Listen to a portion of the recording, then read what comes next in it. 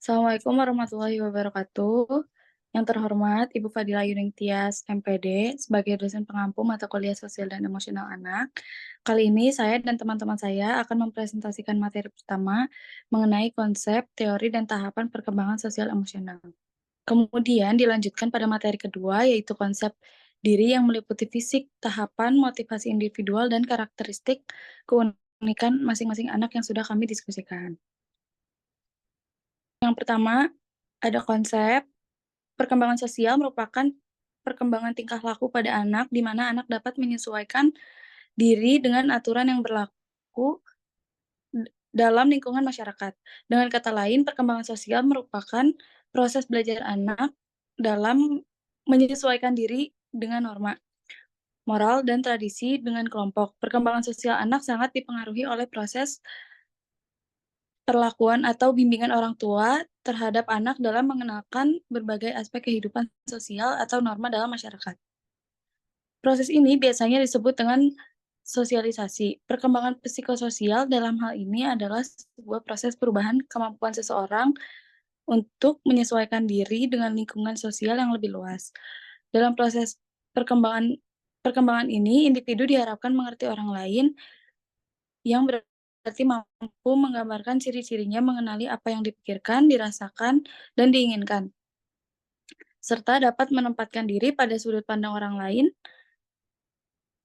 tanpa kehilangan dirinya sendiri, meliputi perubahan relasi individu dengan orang lain, perubahan pada emosi, dan perubahan kepribadian. Materi selanjutnya akan disampaikan oleh Nizrina.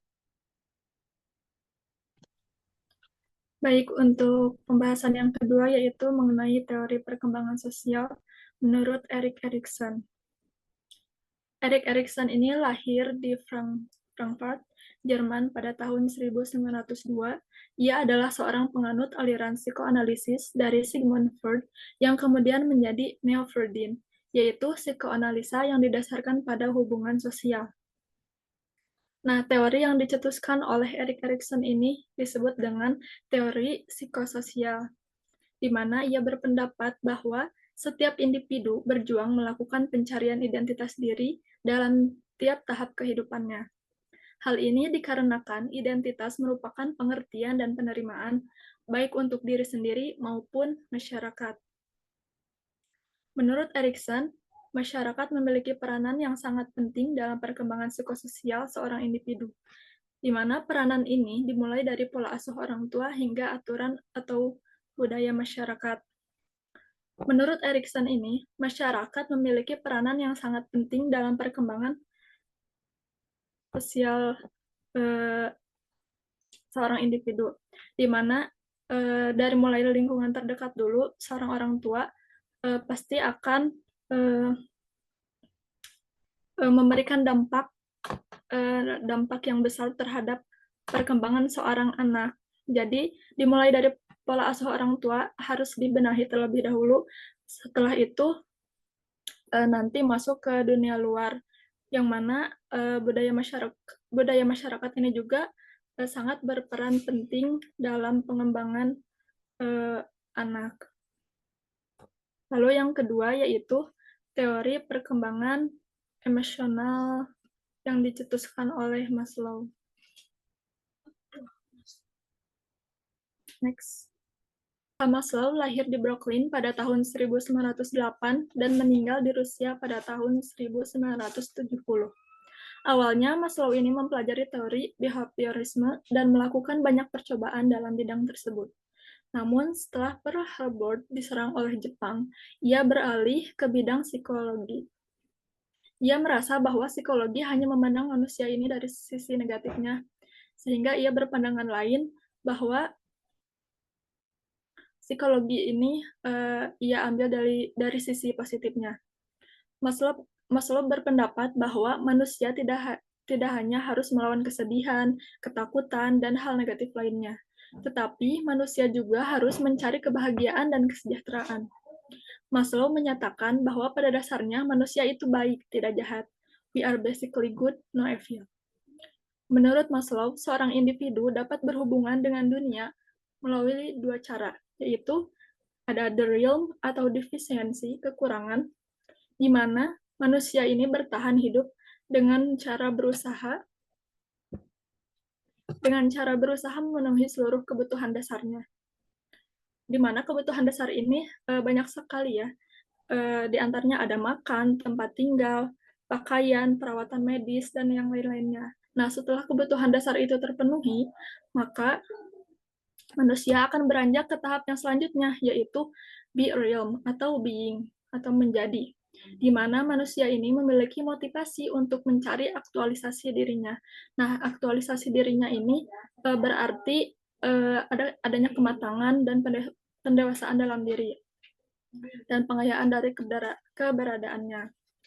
Nah, Maslow ini mencetuskan sebuah teori yang berkaitan dengan motivasi manusia dalam memenuhi kebutuhannya. Next.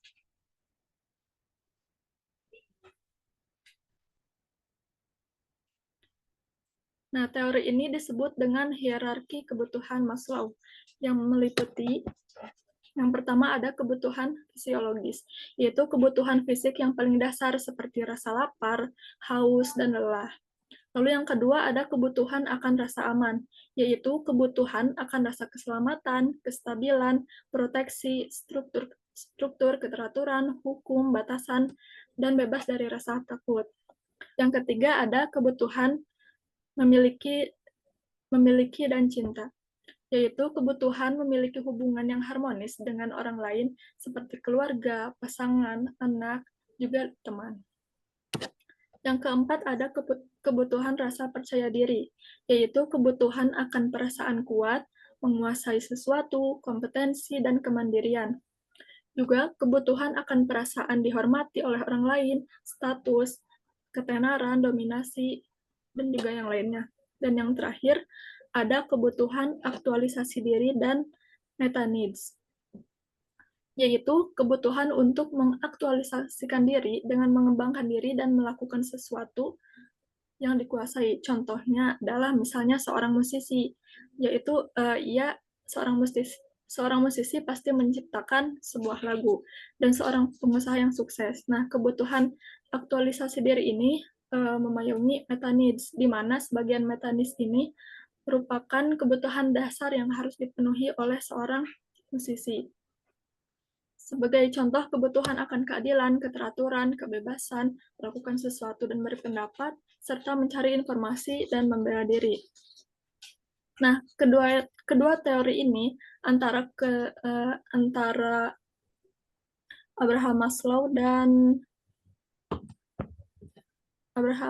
dan Erik Erikson memiliki keterkaitan di antara keduanya, di mana perkembangan emosi sosial ini ditentukan oleh dua faktor, yaitu ada faktor internal dan faktor eksternal. Faktor internal ini dari bawaan manusia itu sendiri, yaitu teori humanistik, dan ada juga faktor eksternal, yaitu yang dipengaruhi oleh lingkungan sekitar atau teori psikososial. Untuk pembahasan selanjutnya yaitu mengenai tahapan perkembangan sosial emosional atau perkembangan psikososial menurut Erik Erikson. Yang pertama ini yaitu kepercayaan versus ketidakpercayaan. Nah, ini berlangsung pada usia 0-1 tahun, di mana pada tahap ini anak harus belajar menumbuhkan kepercayaan pada orang lain. Contohnya, anak kepada ibunya, di mana orang tuanya ini kan adalah lingkungan terdekat dia. Bagaimana dia menciptakan kepercayaan, menumbuhkan kepercayaan kepada orang tuanya. Dan orang tuanya juga sama bagaimana cara menciptakan kepercayaan kepada anaknya supaya anaknya ini percaya terhadap ia gitu. Jika anak tidak berhasil dalam tahap ini, maka ia akan menjadi anak yang mudah takut, rewel, ataupun yang lainnya. Lalu yang kedua yaitu otonomi versus malu dan ragu-ragu. Ini bermulai pada usia 1-3 tahun, di mana pada tahap ini anak sudah mulai belajar kemandirian atau otonomi, seperti makan sendiri, minum sendiri, mandi sendiri, ataupun yang lainnya sebelum memasuki usia sekolah. Jadi dia mengeksplor apapun yang ada di dekatnya.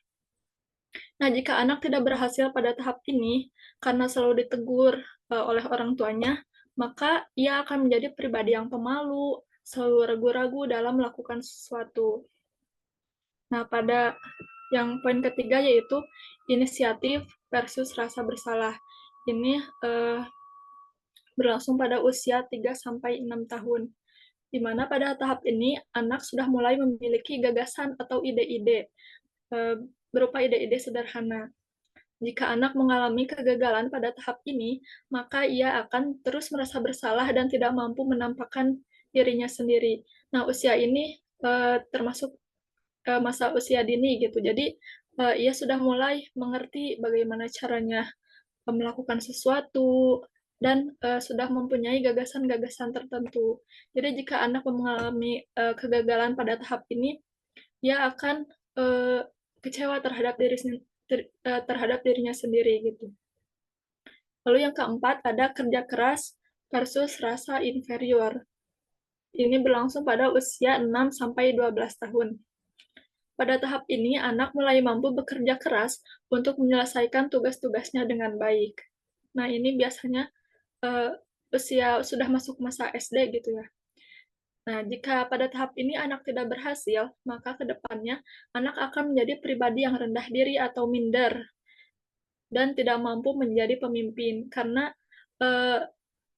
usia SD itu kan sudah masuk kemandirian, kepemimpinan juga sudah mulai terbentuk gitu ya. Jadi jika anak tidak berhasil dalam tahap menyelesaikan tugas-tugasnya dengan baik, maka ia akan merasa minder dengan orang lain gitu, tidak mampu menjadi seperti orang lain. Lalu yang kelima ada identitas versus kebingungan identitas. Ini berlangsung pada usia 12 sampai 19 tahun, di mana ini sudah masuk fase SMA ya, sudah masuk masa SMA. Pada tahap ini, individu melakukan pencarian atas jati dirinya atau identitasnya, di mana kita sudah sering mendengar ya, anak SMA itu emang lagi nyari jati diri katanya gitu kan.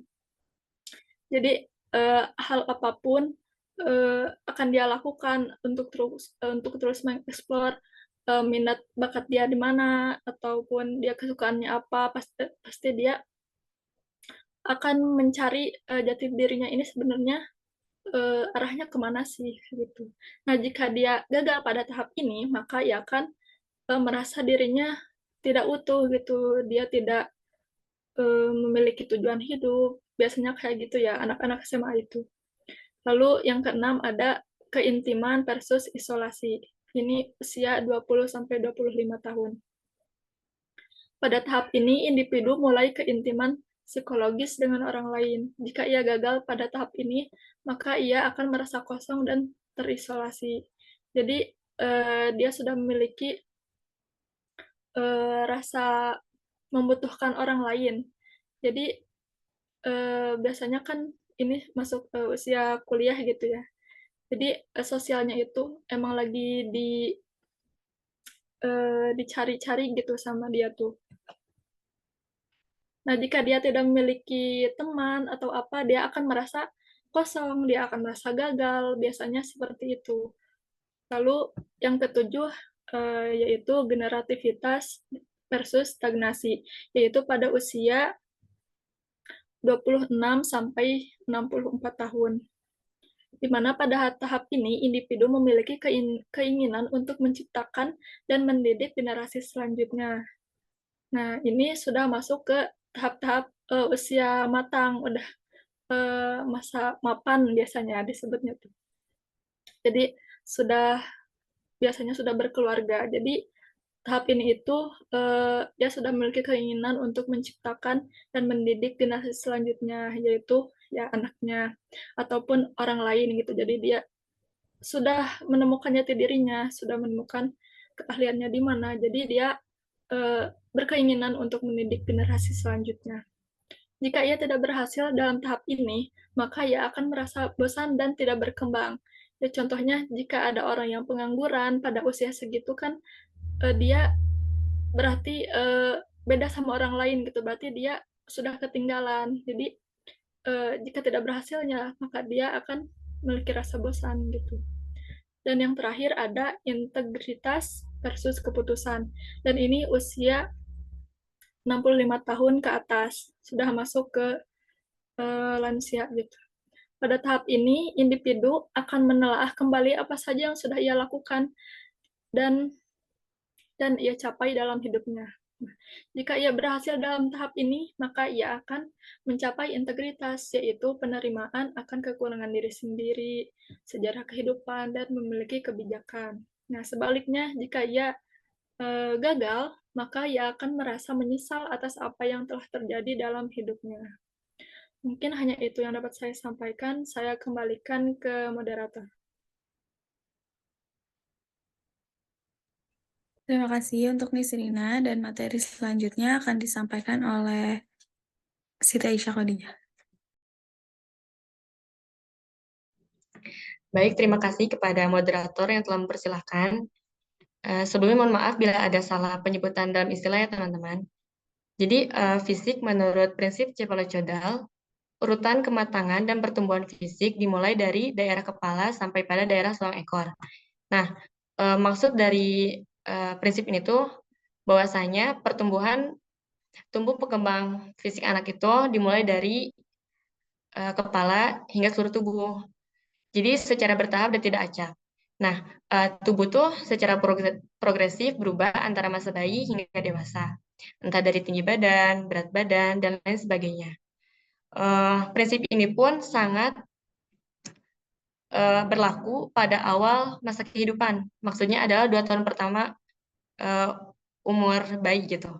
Nah, jadi secara umum bisa disimpulkan bahwa perkembangan fisik itu merupakan pergerakan yang berlangsung secara teratur dan tidak secara acak.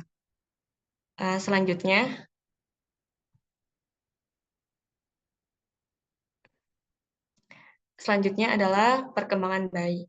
Nah, untuk perkembangan bayi biasanya ditandai dengan adanya perubahan dari aktivitas tidak terkendali menjadi aktivitas terkendali. Kan bisa kita ketahui ya bahwa bayi itu bisa melihat objek terlebih dahulu sebelum dia mengendalikan anggota tubuh lainnya. Anak bayi pun bisa menggunakan tangannya terlebih dahulu sebelum dia merangkak ataupun berjalan. Dan bayi pun biasanya menggunakan fisik yang dari atas terlebih dahulu, yaitu mengangkat kepala secara perlahan. Nah, dari semua itu, dengan seiring perkembangan anak, maka proses merangkak, berjalan hingga akhirnya berlari itu menjadi suatu pola gitu bagi perkembangan fisik anak. Next. Selanjutnya ada pada masa awal anak-anak. Anak-anak akan menjadi lebih kurus dan lebih panjang. Mereka membutuhkan waktu tidur yang lebih sedikit dibandingkan sebelumnya dan cenderung mempunyai masa tidur. Untuk ini bisa kita ketahui bahwa usia anak-anak dan bayi itu pola tidurnya beda. Jika pada saat bayi membutuhkan waktu hampir setiap hari, untuk anak-anak mereka hanya tidur pada seluruh malamnya dan tidur singkat di siang hari. Nah, untuk tentang masalah tidur, yang dimaksud di sini tuh adalah, jadi di saat mereka tidur, terus mereka mendapatkan mimpi buruk, itu tuh sangat berpengaruh pada perkembangan fisik. Kenapa? Karena anak mengalami pertumbuhan secara fisik itu pada saat mereka tidur. Jadi kalau mereka tidur terus mimpi buruk, itu tuh sangat berpengaruh. Selanjutnya, anak usia 3 hingga 6 tahun. Nah, untuk anak usia tersebut, bisa kita ketahui bahwa untuk fisik mereka sudah kuat, dan mungkin di sini hanya penjelasan mengenai apa yang bisa mereka lakukan di usia-usia antara 3 hingga 6 tahun. Yaitu di usia 3 hingga 4 tahun, anak mulai bisa belajar menaiki sepeda roda 3, dan belajar berenang. Dan selanjutnya di usia 5 hingga 6 tahun, anak belajar melompat dan berlari cepat. Mereka juga mulai bisa memanjat. Next. Dan selanjutnya yaitu karakteristik. Bisa kita ketahui bahwa karakteristik itu merupakan ciri atau sifat dari seseorang gitu yang membedakan. Nah, anak usia dini pun memiliki karakteristik yang khas gitu. Beberapanya yaitu yang pertama memiliki rasa ingin tahu yang besar. Mungkin kita juga pasti bakal gak aneh gitu dengan anak yang benar-benar kepo gitu, biasa disebut untuk bahasa zaman sekarang kan. Jadi anak usia dini tuh biasanya sangat tertarik dengan dunia sekitar. Pasti mereka tuh kayak pengen tahu apa aja yang ada di sekeliling dia. Contohnya misal dari masa bayi. Masa bayi itu kita bisa tahu gimana caranya kayak ini anak tertarik apa enggak dari saat mereka mengambil apa saja yang di sekitarnya terus memasukkan ke dalam mulutnya.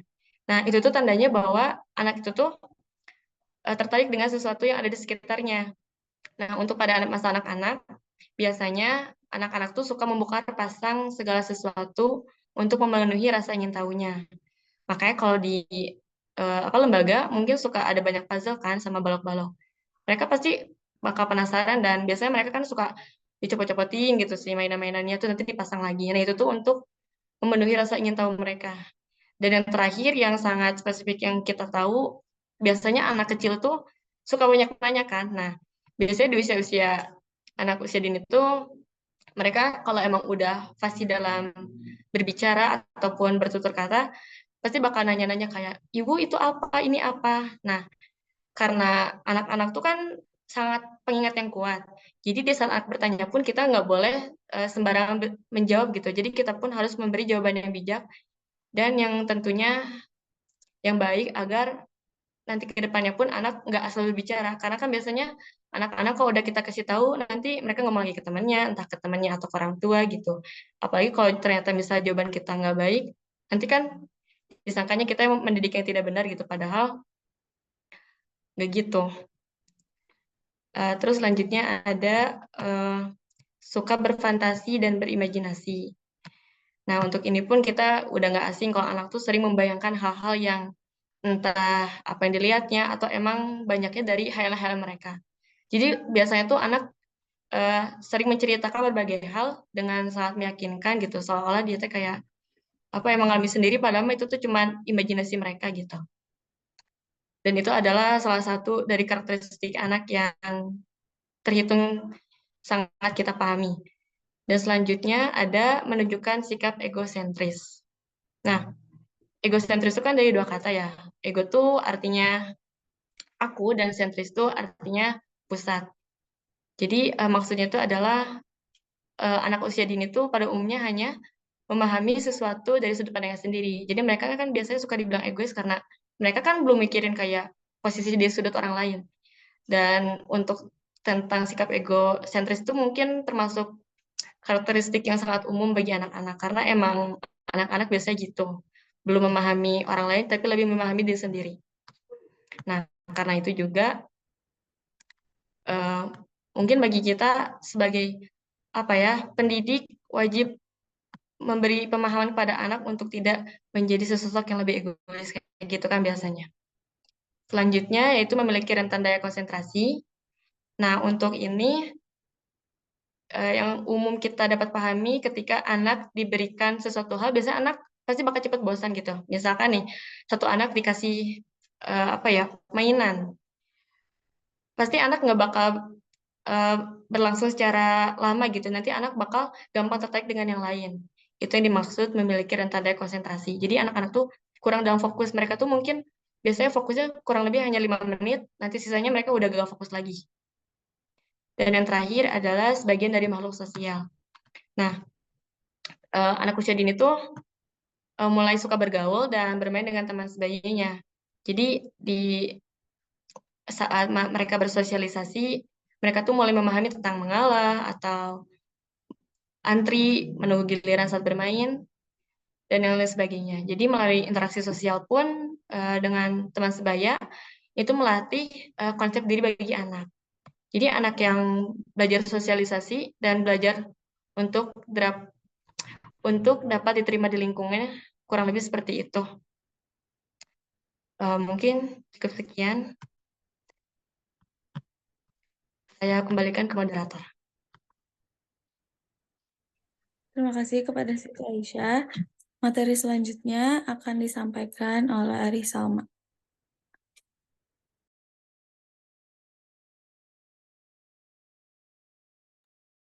Oke.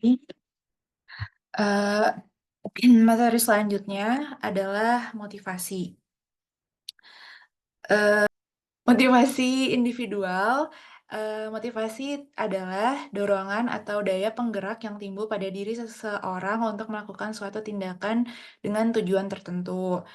Nah, faktor penggerak atau pendorong utama yang membuat anak aktif ini tuh terlibat dalam kegiatan pembelajaran. Jadi, anak yang termotivasi akan lebih menikmati proses pembelajaran yang berpengaruh pada perkembangan kognitif dan sosial individual atau individu ya maksudnya.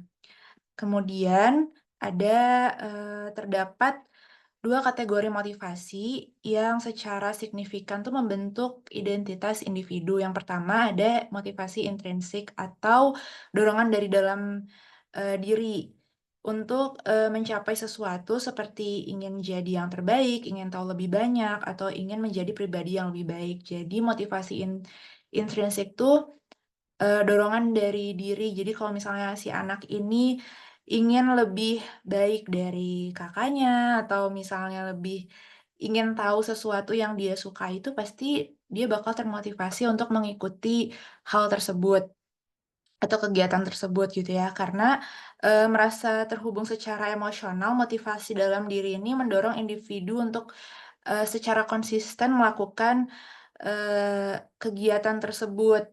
Yang kedua ada motivasi ekstrinsik atau dorongan dari luar. Yang dimaksud dorongan dari luar ini yaitu, misalnya untuk mendapatkan hadiah atau pujian itu, atau bisa juga karena dia, takut dianggap buruk sama lingkungan sekitar atau keluarganya. Jadi ini tuh lebih ke motivasi yang dia, harus menggapainya tuh karena ada reward-nya gitu. Jadi kalau misalnya kita ngasih hadiah atau pujian, itu si anak tuh bisa termotivasi gitu. Jadi itu bukan dari dalam dirinya ya. Nah, motivasi ini tuh, memang bisa meningkatkan kinerja, atau motivasi anak sendiri khususnya dalam tugas yang cenderung kurang menarik. Jadi harus dikasih reward dulu supaya si anak ini mau untuk melakukannya. Nah, tapi efektivitasnya tuh cenderung, cuman sementara aja gitu, karena dapat kehilangan minat jika imbalannya atau hadiah dan pujiannya tuh udah nggak ada lagi gitu. Eee, selanjutnya selanjutnya ada faktor-faktor yang mempengaruhi motivasi. Yang pertama itu ada harapan orang tua dan lingkungan yang mendukung. Jadi ketika sang anak ini memiliki orang tua yang memiliki harapan untuk anaknya menjadi yang lebih baik, bahkan menjadi yang terbaik, pasti anak ini tuh, akan termotivasi gitu untuk menciptakan atau menggapai cita-cita orang tua tersebut. Tapi, eee, ada ada baiknya kalau orang tua ini tidak memaksakan, sang anak ini untuk menjadi apa yang orang tuanya mau, tapi, eee, orang tuanya itu mendukung apa yang dia atau anaknya mau gitu. Jadi benar-benar ketika sang anak itu memiliki cita-cita, dan orang tua itu benar-benar mendukung penuh keputusan anak ini, pasti anak ini akan termotivasi untuk mewujudkannya gitu kan. Yang kedua ada konsep diri yang positif. Jadi, konsep diri yang positif itu adalah, mmm, ini tuh membuat anak lebih percaya pada kemampuan diri dan, merupakan faktor pendorong utama dalam motivasi anak untuk bertindak dan menjadi lebih inisiatif gitu ya. Jadi kalau misalnya, konsep dirinya udah terbentuk di lingkungan yang positif, yang baik, dan yang sangat mendukung anak ini untuk menjadi apa yang dia mau, pasti, eee, anak ini udah menjadikan konsep dirinya tuh positif gitu. Kemudian yang ketiga ada pengaruh dari jenis gender yang di mana tuh di Indonesia tuh budaya maskulinitasnya tuh masih sangat tinggi banget ya. Jadi, itu menyebabkan ketakutan pada perempuan atau wanita untuk melakukan sesuatu yang, eee, biasanya wanita lakuin gitu loh. Jadi, eee, wanita itu wanita itu jadi beberapa bahwa wanita yang memiliki prestasi tertentu itu akan mendapatkan penolakan oleh masyarakat atau omongan dari masyarakat gitu loh. Kalau misalnya tuh kayak wanita karir yang udah berumah tangga tuh kadang masih aja ada yang masih suka ngomongin gitu loh. Kayak kalau sebenarnya tuh perempuan tuh harus di rumah aja. Padahal pada dasarnya semua orang tuh memiliki hak dan kesempatan yang sama untuk melakukan sesuatu gitu. Jadi nggak harus ada batasan bahwa perempuan tuh harusnya di rumah dan laki-laki di luar gitu kan. Jadi itu bisa mempengaruhi eh, motivasi orang untuk tumbuh berkembang. Kemudian ada pengaruh dari kemudian ada yang keempat, adanya pengakuan dan penghargaan. Yang dimaksud pengakuan dan penghargaan itu kayak motivasi. Kalau misalnya si anak ini punya motivasi yang kuat, dapat motivasi yang kuat dan eh, pokoknya motivasi yang kuat dari orang tuanya atau lingkungannya dia, lingkungan bertumbuhnya dia, pasti anak itu akan lebih terdorong untuk mencapai prestasi yang dia mau gitu kan. Dan merasa bahwa usahanya ini dihargai dan diapresiasi diapresiasi gitu dari orang tua dan lingkungan sekitarnya. Jadi ketika anak ini memiliki dukungan yang sangat suportif, pasti anak ini bakal termotivasi atau setiap individu tuh pasti akan termotivasi untuk menjadi yang lebih baik dan apa yang dia mau. Selanjutnya ada keunikan dari masing-masing anak ini ya. Eh, Menurut Dr. Sri Tatminingsih dan Lin Cintasi dalam modul How to Adult, Hakikat Anak Usia Dini, keunikan ini tuh berasal dari sifat alamiah yang berbeda-beda, yang tercermin dalam ciri, minat, dan kegiatan yang mereka sukai. Menurut Amarilia Puspasari, seorang psikolog anak, menyatakan bahwa konsep diri anak itu terbentuk dari pengalaman pribadi yang dialami individu yang menunjukkan bahwa setiap anak ini memiliki cara unik dalam memahami diri mereka sendiri. Setiap anak ini kan memiliki bakat dan kemampuan yang berbeda-beda sejak lahir ya, namun bakat dan kemampuan ini tuh tidak akan muncul dengan sendirinya gitu karena lingkungan sekitar sangat berperan penting dalam pertumbuhan dan mengembangkan potensi yang mereka miliki gitu. Keunikan anak ini, keunikan masing-masing anak ini terdiri dari beberapa aspek. Yang pertama itu ada proses pembentukan konsep diri. Menurut Dr. Jahju Hartanti, konsep diri itu terbentuk melalui pengalaman dan interaksi sosial. Anak-anak tuh belajar tentang diri mereka melalui pandangan orang lain dan pengalaman yang mereka alami.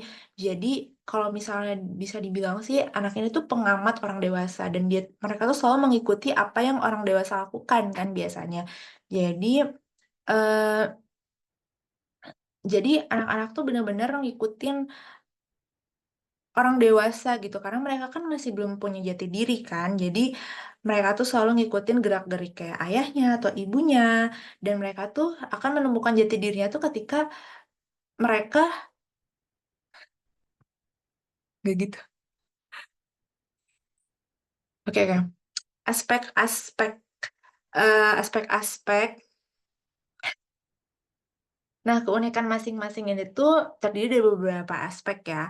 Yang pertama itu proses pembentukan konsep jati diri. Menurut Dr. Jahju Hartanti, konsep diri anak itu terbentuk melalui pengalaman dan interaksi sosial. Anak-anak ini belajar tentang diri mereka melalui pandangan orang lain dan pengalaman yang mereka alami. Jadi, kalau bisa dibilang tuh anak-anak tuh pengamatnya orang dewasa. Jadi mereka tuh mengikuti apapun yang orang dewasa lakukan gitu. Jadi kalau misalnya di lingkungan mereka dipenuhi orang-orang yang positif, pasti mereka ikut positif juga, ikut melakukan hal-hal positif dan menjadikan pribadi mereka tuh positif. Begitupun sebaliknya ya, kalau mereka tumbuh di lingkungan yang negatif, pasti sikap dan dirinya pun menjadi negatif gitu. Nah, hal ini tuh menunjukkan bahwa setiap anak itu memiliki jalur yang unik dalam membentuk konsep diri mereka dan dipengaruhi oleh lingkungan dan interaksi sosial yang mereka jalani gitu. Kemudian ada pengaruh lingkungan dan pola asuh. Lingkungan di rumah dan sekolah itu sangat mempengaruhi sekali bagaimana anak ini melihat dirinya sendiri. Anak yang tumbuh dalam lingkungan yang positif dan penuh kasih sayang cenderung memiliki pandangan positif tentang dirinya. Namun, pengalaman buruk dan komunikasi yang kurang efektif dengan orang dewasa dapat membuat anak merasa tidak berharga atau atau tidak berharga atau tidak mampu gitu. Jadi karena kalau misalnya anak tumbuh di lingkungan yang penuh apresiasi, penuh motivasi, penuh dukungan dari keluarga dan lingkungan sekitar, pasti anak ini menjadi positif dan akan tumbuh dengan rasa percaya diri yang tinggi. Sedangkan sebaliknya ketika anak ini memiliki orang tua yang mempunyai komunikasi yang buruk, jarang bertanya pada anaknya, kurang motivasi dan kurang dukungan dari orang tuanya itu membuat anak itu tidak berharga gitu, merasa mereka tuh nggak mampu untuk melakukan hal-hal yang seharusnya mereka tuh sebenarnya bisa, cuman karena kurang motivasi, jadi mereka nggak mampu, karena kurang motivasi akhirnya mereka menjadi pemurung dan merasa dirinya tuh nggak berguna gitu kan. Yang ketiga ada perbedaan perkembangan kognitif dan emosional. Anak-anak usia dini itu menunjukkan variasi dalam perkembangan kognitif dan emosional. Beberapa anak tuh mungkin akan lebih cepat dalam memahami konsep matematika, sementara yang lain tuh bisa jadi lebih tertarik ke seni atau aktivitas fisik kayak olahraga gitu kan. Hal itu menciptakan keunikan gitu dalam mereka membangun identitas dan konsep diri mereka. Yang keempat ada persepsi diri.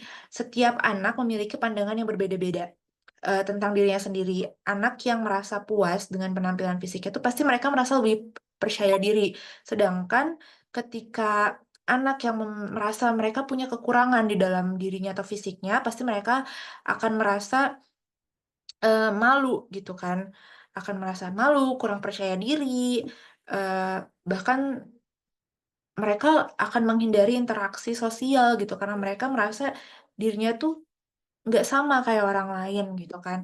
Mereka malu, jadi mereka apalagi teman sebayanya gitu ya, jadi mereka menjadi lebih pemurung, lebih lebih introvert, lebih senang sendiri. Terus yang kelima ada respon emosional. Anak-anak juga menunjukkan keunikan dalam cara mereka merespon emosi.